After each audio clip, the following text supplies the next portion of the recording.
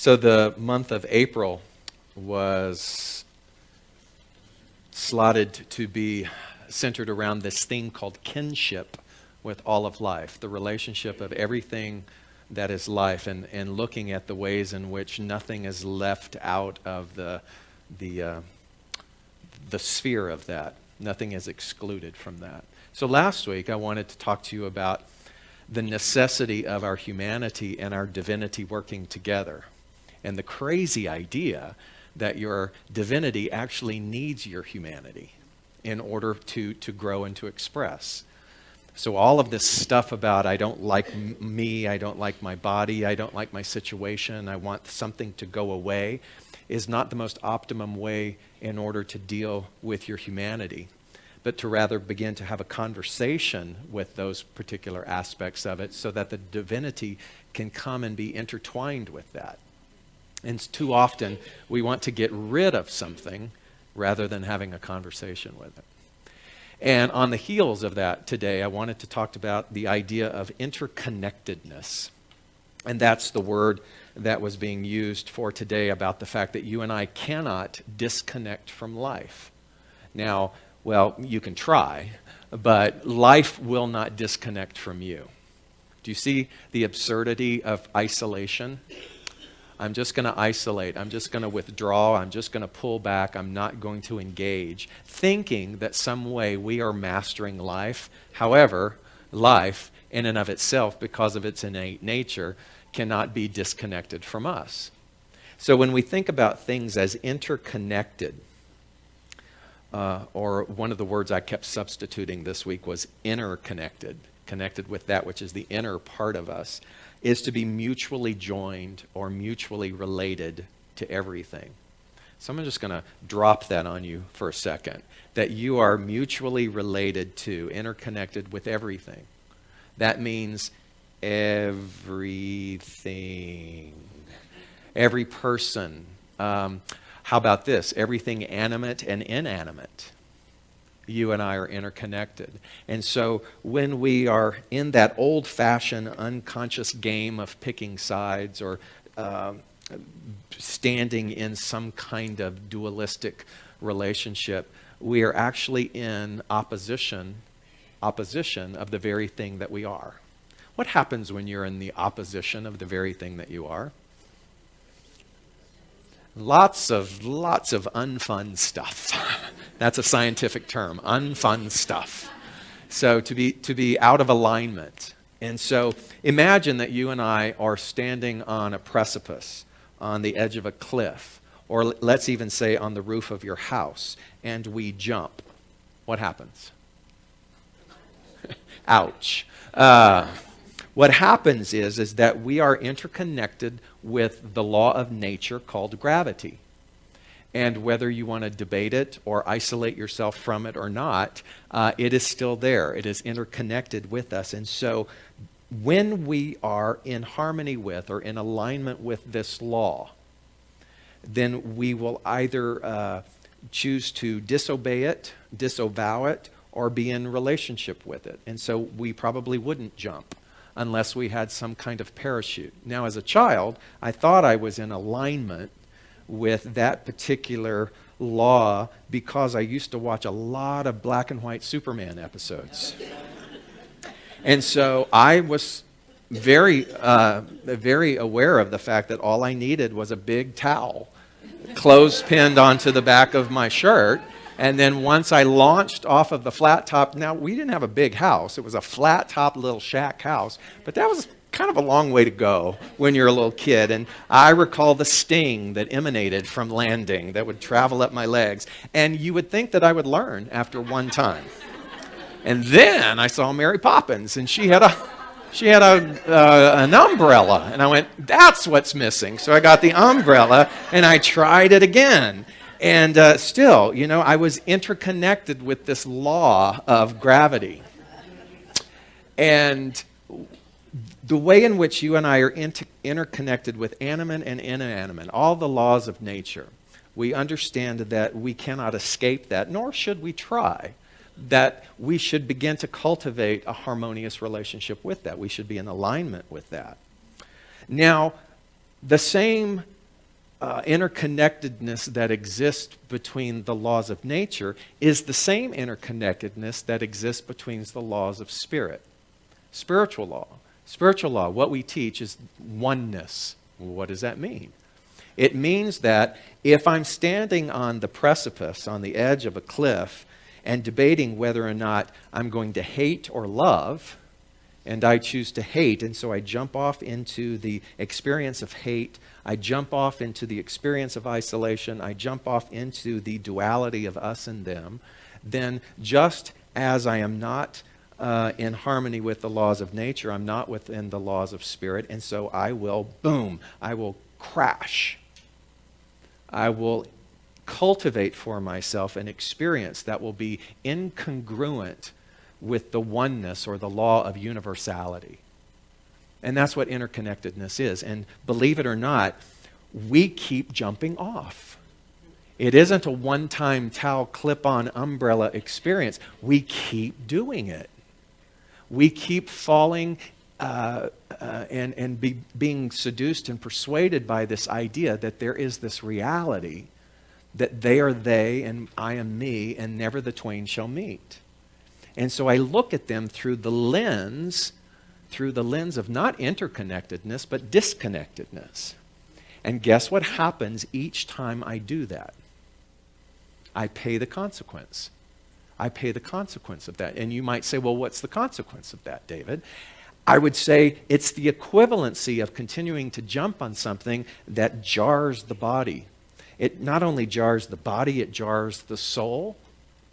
It upsets the equilibrium of life in and of itself that is still interconnected with me, but then I'm not taking advantage of that life. And then what do I want to do? I want to complain. I want to complain about how life, this inherent thing, isn't working for me, that I don't feel connected to it, when all along I'm the one who continues to jump into the abyss of illusion.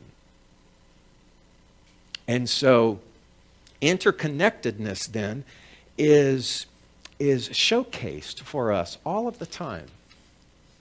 We look at all of the little cute videos and the memes on social media that show all the varying species getting along harmoniously, and we think, oh my God, that's so cute, you know, and the cat and the dog and the lion and the bird are, you know, having lunch together. I mean, instead of being lunch, they're having lunch. And so you start to see that there's this beautiful wisdom or interconnectedness at play.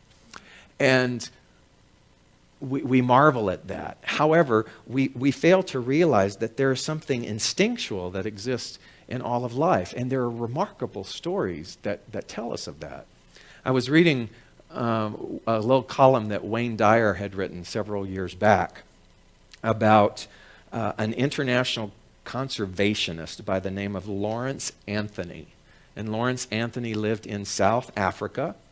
And he was well known because of his courageous rescue of all of the animals at the Baghdad Zoo during the occupation of Iraq in 2003. So he went in and he rescued all of the animals in this zoo. And in particularly, he wrote about his experiences in rescuing a rogue herd of elephants, got every single one of them out. He wrote a book about it called The Elephant Whisperer. And he brought them back to his compound and his place where he lived in South Africa. And this beautiful thing happened when Lawrence Anthony died in March of 2012. All of the elephants that he had saved walked well over 10 to 12 miles to his home in a funeral procession. In mourning, as they do, they were walking in mourning for this man who had saved him, and all of the elephants surrounded his house. Now, explain that. Explain how the elephants knew that the man who had rescued them had passed away. That's interconnectedness. We want to marvel at that, but I want to tell you, consider the fact that is happening constantly. It's not something that is seen with the physical eye. It is a spiritual, molecular connection that cannot be denied. It cannot be severed. However, because of this amazing thing called free will, you and I can resist it, pinch it off, cover it, blanket it over, deny it, even though it cannot be denied. That's the irony of that. So even though you will always be interconnected with all things, you can resist it to the degree that you are willing to resist that. And so the interconnectedness of all life is that beauty and that example of oneness. The science of mind point of view tells us that there is only one life. Stop for a moment and think about that. There's only one life. There's not their life and your life. There's not the Republican life and the Democrat life. There's not the European life and the American life. There's not the communist life and the democratic life. There's only one life. All it takes is for you to go somewhere across the planet into a territory that is unfamiliar to you, to go into a third world country, spend just a little bit amount of time, have just a little bit of awareness, and what you will come across is the idea that everybody wants the same thing. They want to be connected. They want to take care of their family. They want to take care of their loved ones. They want to take care of their version of what God is. And so they want something. And what they're really wanting fundamentally is connection. And again, the irony is that the connection is already there if you and I pay attention and cooperate with it, rather than continuing to jump off against the law of that which is spirit. And so there's only one life, one infinite reality, which seeks self-expression through all of creation. So think about that. That thing, that indefinable thing called life, that interconnected energy is desirous of you to express. Imagine what it must be like when you say yes to it. If it had a language, it would go, finally, finally. Think about when you dissolve the resistance of the fact that the thing that you desire, the thing, that famous saying, what you seek is seeking you. That is interconnectedness. When you and I stop playing with the illusion that we can't, or that you're not good enough, then you and I become in harmony with, we return back to the alignment of that divine idea that interconnectedness is a part of our life. So Ernest wrote this a long time ago in a book called Ideas for Living. He said, the kingdom of heaven must be the way in which God or Source views the world. I love that. The way in which intelligence, life itself, the thing that you're connected to, the way in which life then, if it were looking through this lens, the way in which it views or is self-aware of you is that you are a part of the kingdom of heaven. The way in which it sees all of life is only through the lens of the kingdom of heaven. And so it's God then, or that thing which is Source, is what's called a unitary wholeness. And each individual then can enter into this unitary wholeness or enter into this kingdom consciousness, which, by the way, is already inside of you, only in such a degree as you see it and as you become aware of the fact that you are a part of the whole thing, a part of all life, that you are wed to it, one with it. And we see in each other the reflection of the manifestation of this everlasting life, and each then is an individualized embodiment of it. Remember, the kingdom of heaven is already in us. We are in it. It is only as we are in harmony with it that we awake to it. So I've noticed that the masters of this idea of the kingdom of heaven are the animal kingdom and the natural kingdom, that which is life out there, nature. Yesterday I went on a walk by the Chattahoochee with my friend Fernand, and we were out there and the wind was blowing, and the most amazing thing, there were deer, a herd of deer galloping just like 5 minutes from civilization. But the coolest thing was that there was this tree that was still rooted that had bent over and had become kind of connected to the other tree, in that it was resting. And so when the wind would blow, it would rub the tree up and down like this. And when it would rub the tree, it would sing. It was actually making a noise going, "Ah," and we were like, where's that coming from? We're looking up and the tree was singing. You know, from when you're interconnected, it's as if everything wants to sing, right? And animals know this. There was a study of animals know when you're coming home. Did you know that? Instinctually, because they become intuited to you and your behavior, that they actually know. They did a study of this. And the animal becomes hyper aware and waits in expectancy because it can tell energetically, because it's interconnected when you're going to arrive.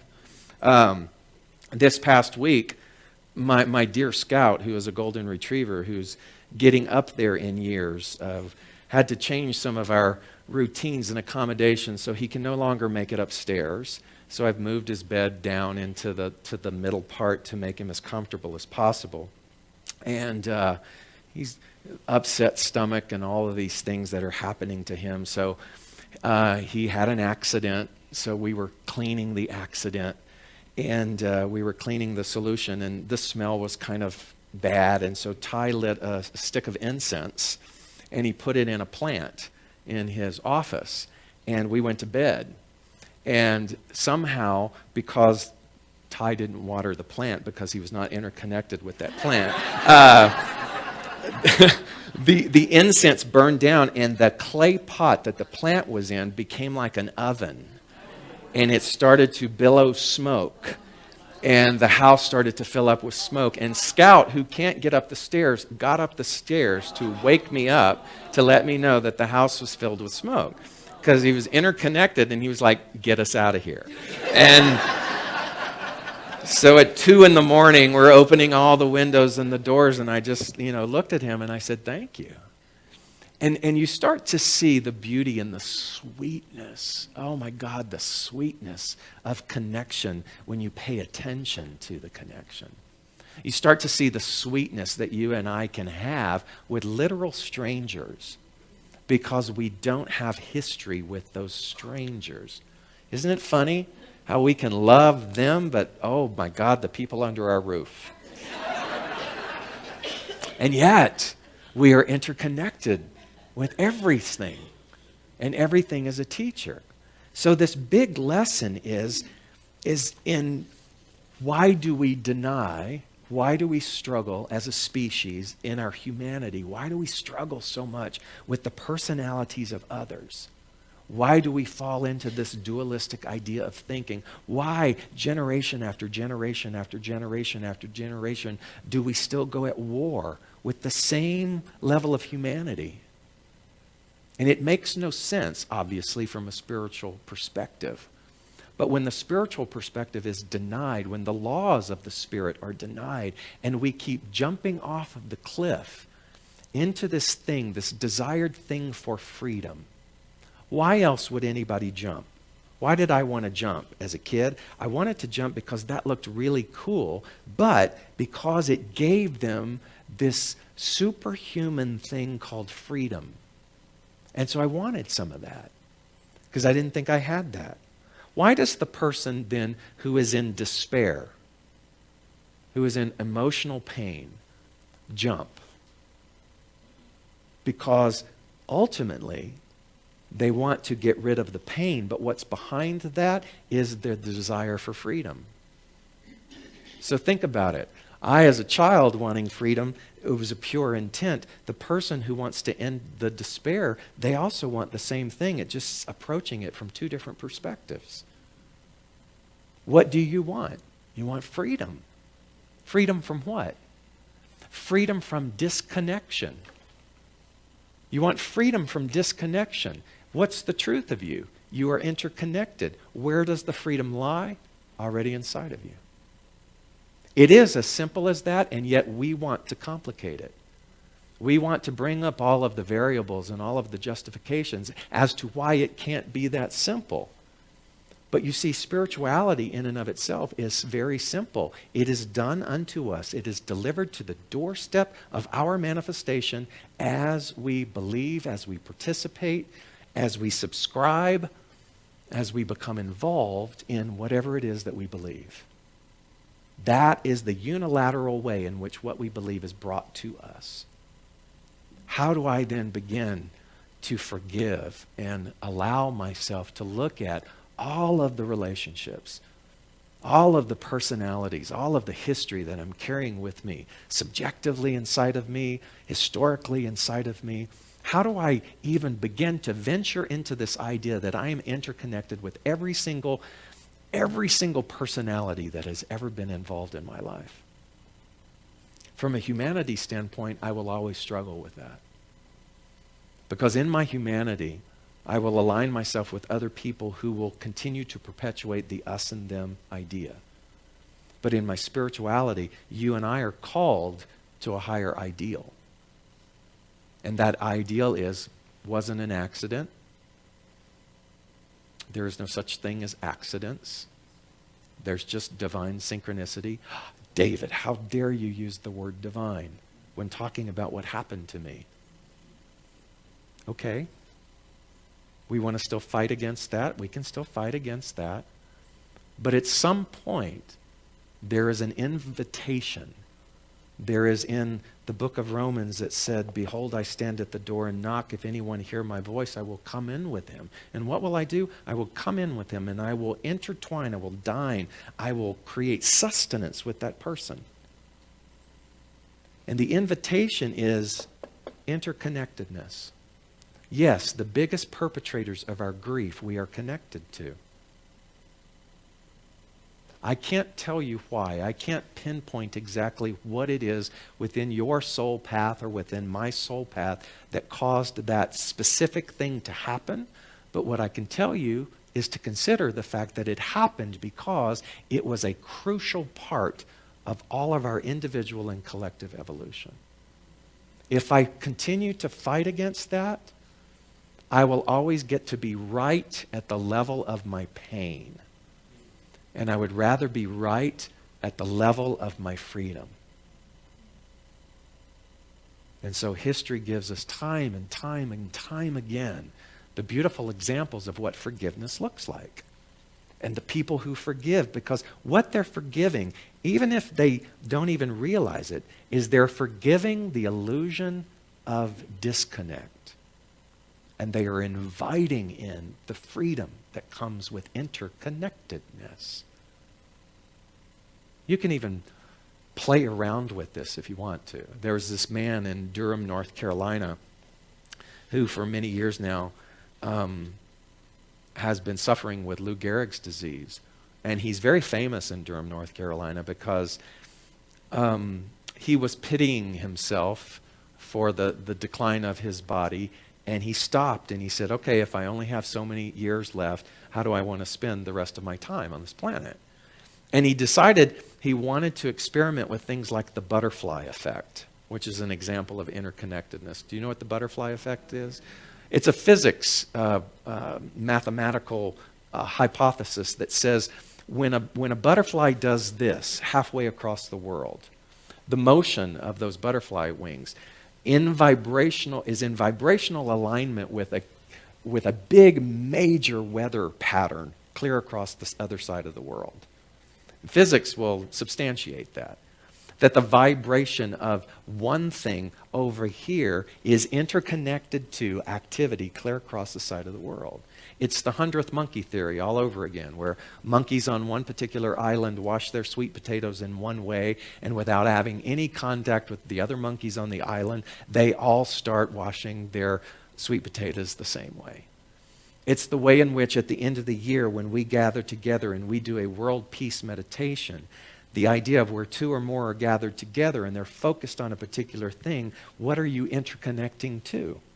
World peace.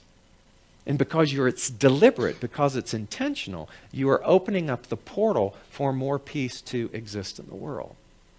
when we start to understand the law behind that, the unequivocal nature of that, do you and I then have the luxury to spend not just an hour, not just a day, not a week, but years being mad at somebody else?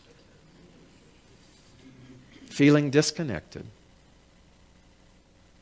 And the world is ripe for practice, isn't it? It's ripe for practice. I want you to think about the sweetness that you feel, the tenderness, the love that you feel from the animal kingdom about interconnectedness. Do you think it's possible to have the same sweetness and the love of interconnectedness with humanity as well? This man with Lou Gehrig's disease and his desire for the butterfly effect, he goes into a diner. He's in a wheelchair. He goes into a diner, and he goes up to two little girls, and he gives them each a $50 bill. And he says, what I want you to do with this $50 bill is to do something that is centered around kindness. Just do something that is centered around kindness. And then he left. And he actually said he forgot about it until they found out who he was, because he was kind of a local celebrity. But the two little girls' father worked for an initiative in Africa with the health organization and fighting Ebola. And they gave their father both the $50. So with that $100, his father then wired that money to a village in Africa that wanted to celebrate the fact that their village was Ebola free. So they took that $100, they wired it across to Africa. That village threw a party. They found out the little girls found out the name of the man who gave them the money. The villagers in Africa drew signs with the man's name on it that said, "Thank you for our party." And then it found its way to the man who was challenged with ALS, and he wept. And he realized the power of this idea of interconnectedness and how beautifully it plays. The sweetness of that. Is that something that you and I crave? I think it is. Why else, whether it's literal or whether it's metaphorical, do we walk to the edge of something in this idea of simply giving up in the belief of life? Because it's so painful. And all that we want is to be able to fly into something that's freedom. And the freedom is here. The freedom is here. And so as we think about that, as we understand that, there's this beautiful analogy in Buddhism. It's called Indira's net. Indra's net. Indra's net is this net that is suspended above this palace in Indra. And with each of the knots of the net, there's a jewel in there. And the way in which the jewels are fastened is that when you put another jewel on and another jewel on and another jewel on, they start reflecting one another. And then it just becomes this shimmering mass of light when you walk into this temple. And Indra's net is very synonymous with the way in which we are. When we own our jeweled nature, let's say, and if life is this interconnected net, and every time I own my responsibility, I get fastened to this in a very deliberate way. And what's so cool about that is that when you give yourself permission to own your interconnectedness, then you begin to shimmer that out and reflect that onto other people, and somebody joins you, and somebody joins you, and somebody else joins you. And pretty soon, what's happening is this blinding, blinding light of truth. And it's not just a fun little theme. You know, we are one, yay, a world that works for everyone, yay. And then we go and argue over what we're going to eat at lunch and where we're going to go. And but that this idea of the kingdom of heaven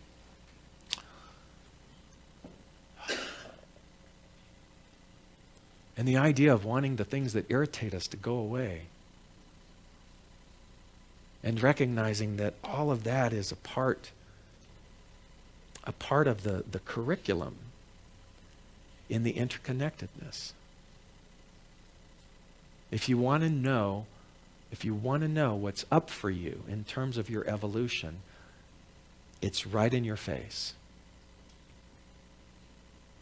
If you want to know what's next for you in the advancement of greater freedom, it's right in your face. It's the thing that you're resisting and saying no to. If you want to know the opportunities that await for you, it's in the thing that is unfamiliar. It is in the breaking away from that familiarity and understanding that in the mystery is not danger. In the mystery is the sweetness that you crave from the experience of connection. May we all be a little less self-righteous. May we all be a little less quick to judge and condemn. May we understand that there, but for the grace of God go I. And that I am interconnected with every experience and every person and everything that I am so challenged by, because it is a part of me. And so I just want to give a few minutes of space to anyone who might have a question about interconnectedness, a challenge with something that I had to say, who loves my outfit and wants to come touch it. I don't know, whatever you want to do. Is there anybody that has a question? Because I think it's so valuable. We did this in the first service and it was truly, truly powerful. Is there anybody that wants to ask or has a, come on up. Oh, Seer, I haven't seen you in a while. You've been on the road. What's your question? Yeah. Okay, my Hold it up. question. There you go. My question is, when we're wanting to be interconnected with someone or something, but we find that someone or that something to be contrast to us, regardless of what we, how we approach. We may approach from the north, south, east, or west, but we still continue to find it to be contrast. What then? So if I hear you right, you're wanting to be interconnected with someone and they don't want to be interconnected with you. No, actually, I'm talking about something. Oh, okay, something. Yeah. Okay. Yeah. And without telling me the thing, what does the thing represent? It's a partial representation of success. Okay. And what behind success, what does success represent for you? If you were successful, what would you be? Well, I would be as happy as I am now because I'm already successful. Okay. But I'm saying, like, more, I guess, a moreness, you know, a richerness into the, you know, not a superficial richerness, but a heartfelt richerness. Got it. So there is this thing that you are desirous of, but it feels as though the thing is not there. It's unattainable. And tell me again, the thing represents what? More. Yes. Yes. Okay. Do you think that you're locked into the more being that particular thing? That's why I asked the question. Because actually, so, meaning that is it possible that the more that you are desirous of, which is perfect, which is part of the divine design, that's the divine discontent that leads to growth, that leads to expansion. So that's great. When you recognize that, what becomes a path of danger is when you then responsibilitize it or label it onto one specific thing. So our prayer always becomes this: that or something better. In other words, you become very fluid. The thing that hinders us sometimes is we might, in our desperation for more, just lock into an individual or a job or a circumstance or a thing, and we go, oh my God, that's the thing that's going to lead me to my next breath of freedom. When in reality, the breath of freedom is already here. So we go, that's really lovely. And I'm totally open in ways expected and unexpected for the way in which that more, that representation of more, can come to me. And it's very seductive, I realize, because sometimes that shiny object of that thing of more goes, oh, and we go, oh my God, that's it. I got to have that. And we train ourselves to go, what does that actually, how does that make me feel? It makes me feel like, ooh, that's nice. And so I hold on to the feeling more than I hold on to the specificity of the object. And I allow myself to go, it's the more, the feeling of more that can come in a multitude of ways. And I maintain my loyalty and my allegiance to the understanding that not only do I deserve that, but I'm interconnected to that. And Spirit, I love to be sweetly surprised by the way in which that interconnection of more is going to show up for me. And I pay attention. How's that float your boat? Namaste.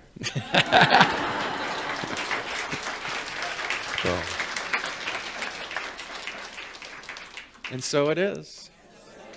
Thank you very, very much. Hi, I'm David Ault, and I simply want to say thanks.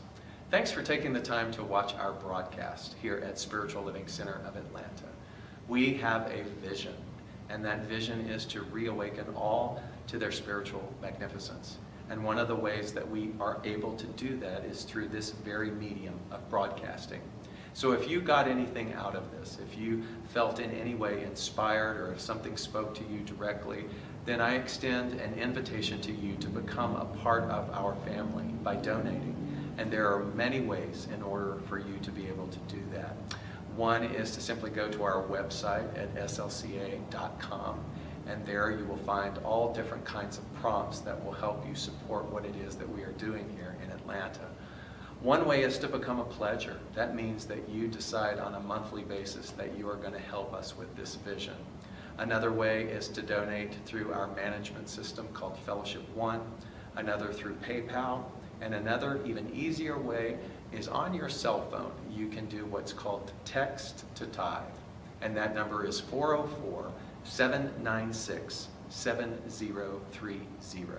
Again, thank you so much for your support, and I invite you to come back weekly to see what it is that we're up to. Blessings.